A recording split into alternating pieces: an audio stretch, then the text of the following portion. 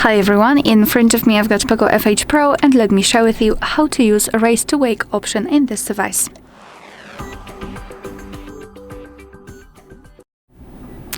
So for a reference, I'd like to show you how the device behaves if this option is turned off. So if we've got it blocked, it is black right now, and we are trying to raise it, it is not unblocking immediately or automatically, basically. It is not trying to, unblock itself. So let's change it. Let me unlock the device. And now we have to open the settings, scroll and find lock screen.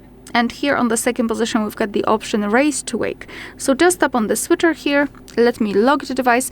And now when I'm raising the phone, it will be immediately unblocked. Alright, so that will be all. Thank you so much for watching. Please hit the subscribe button and leave the thumbs up.